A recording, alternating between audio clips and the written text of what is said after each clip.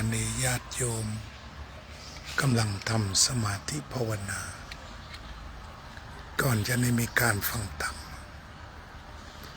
เหมือนการทำภาชนะให้บริสุทธิ์เพื่อเตรียมรับดอกไม้ที่สวยงาม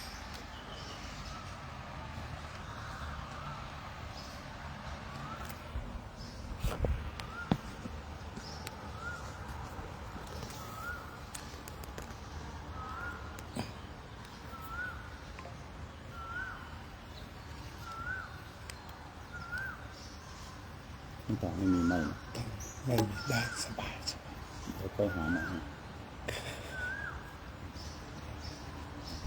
ติดตั้ง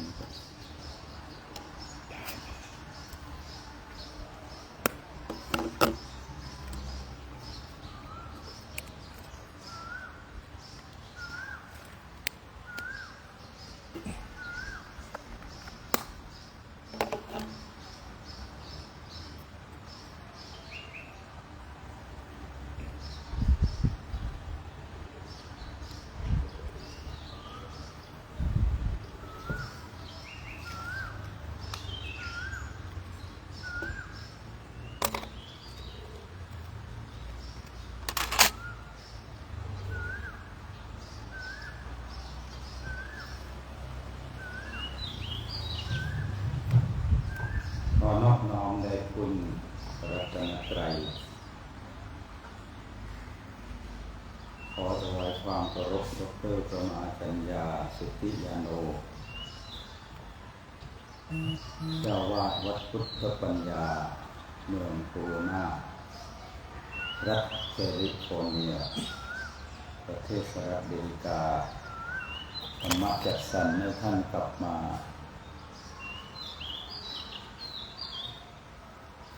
ในพบปะกับ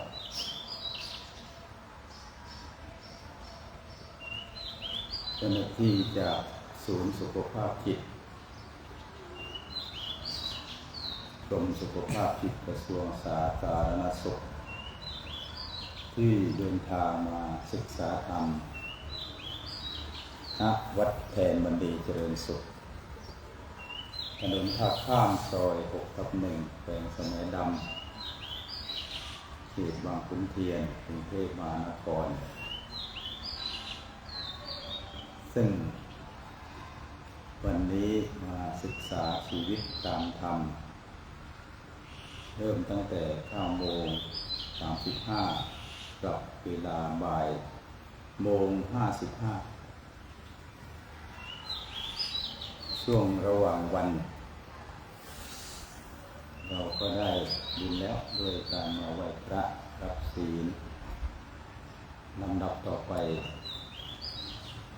ก็จะกล่าวธรรมสากัจฉาพระพุทธเจ้าตรัสในมงคลสูตรว่าธรรมสากัจฉาการฟังธรรมตามโอกาสเป็นเหตุแห่งความสุขความเจริญตอนได้มาคุยกันแบบสนทนาได้ปรึกษากับเจ้าหน้าที่จากศูนย์สุขภาพจิตว่าจะคุยธรรมะเรื่องอะไรเมื่อโยมได้เล่าดร.พระมหากัญญาผู้มีประสบการณ์ท่านก็บอกว่าไปพูดเรื่องครองใจครองตนครองคนครองงานก็แล้วกันดร.เห็นอย่างไรทุกคนดึงไม้ถือนิดบาทจะได้เสียงแต่ใครตัวได้ครับออกจากขา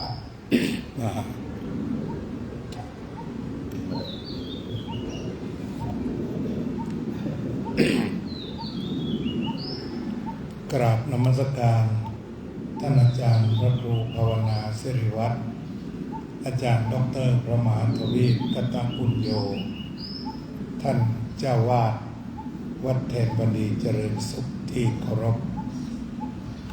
เจริญพรท่านสาธุชนทั้งหลายผู้ใฝ่ธรรมถ้าหลวงพ่อพุทธทักท่านบอกว่าท่านผู้เจริญในธรรมทั้งหลาย ท่านผู้สนใจในธรรม ทั้งหลายนี่ก็เป็นคำทักทายที่หลวงพ่อท่านได้ทักทายกับทุกคนก็เหมือนที่ท่านพระครูบอกหลวงพ่อจะต้อนรับผู้ที่ไปฝึกอบรมไม่ว่าจะเป็นผู้พิพากษา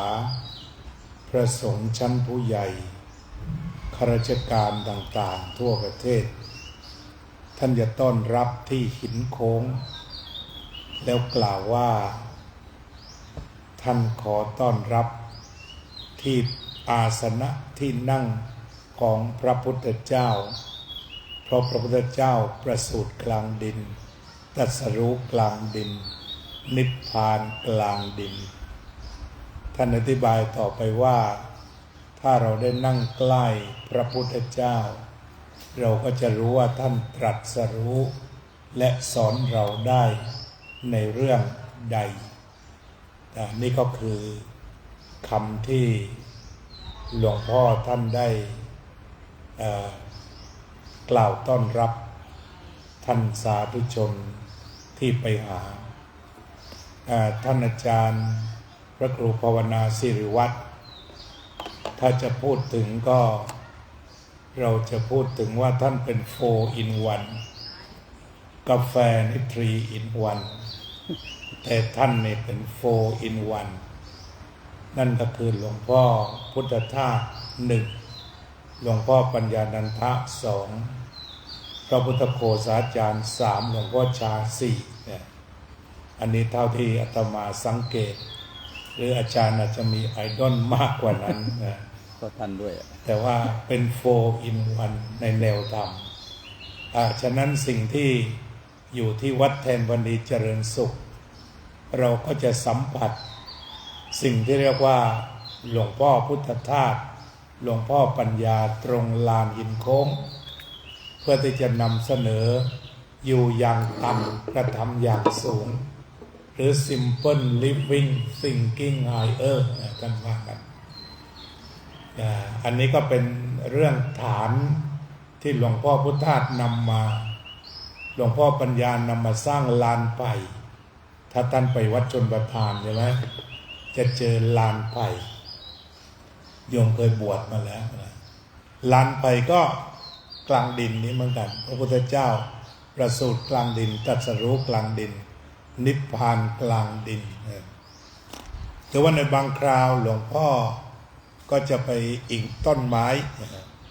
พระพุทธเจ้าประสูติใต้ต้นไม้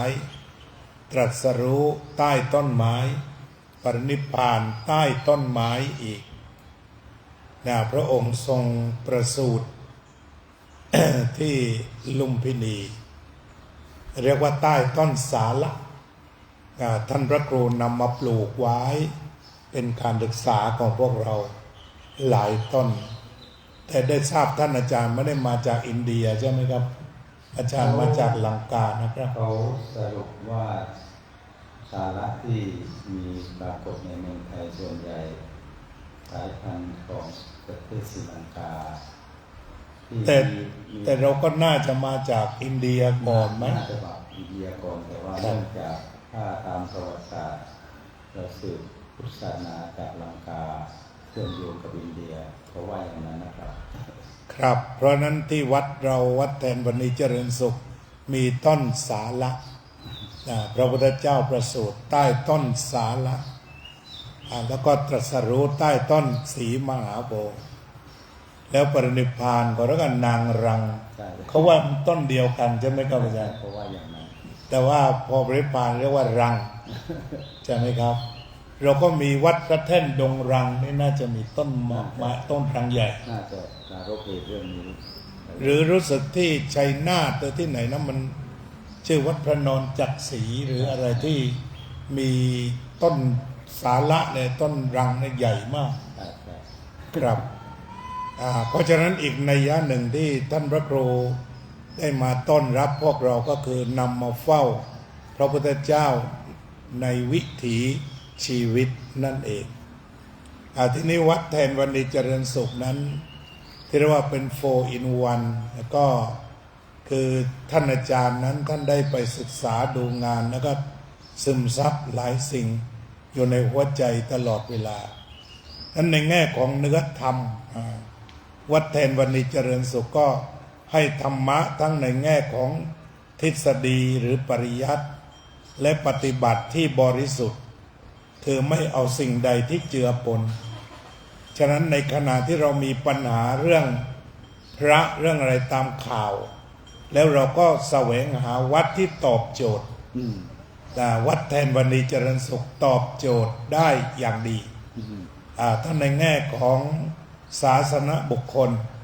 นำโดยท่านเจ้าวาดเป็นตัวอย่างของ leadership ของการมีเมตตากรุณามุทิตาอุเบกขาญาติโยมมาถึงใครจะมาจากไหนก็ตามแต่ท่านมีธรรมะทั้ง4ประการนี้ต้อนรับดูแลดับทุกข์ได้ทุกคนเพราะเช่นโยมไปอยู่กรมสุขภาพจิตเนี่ยโยมจะมีเซอร์ติฟิเคตเฉพาะ Specialist แต่หลวงพ่อเนี่ยคนที่จะเข้ามาหาท่านเนี่ยไม่ได้แสดงเซอร์ติฟิเคตว่าจบอะไร ผมแม่เพิ่งเสียพอดีเผาไปเสร็จแล้วเผาโดยด่วนตอนนี้ผมอยากทำบุญ50 วันอาจารย์ก็ตามว่าไม่มีเซอร์ติฟิเคตแต่มาหาท่านคือมีทุกข์มาหา เพราะนั้น leadership เนี่ยคือผู้ที่ดับทุกข์ได้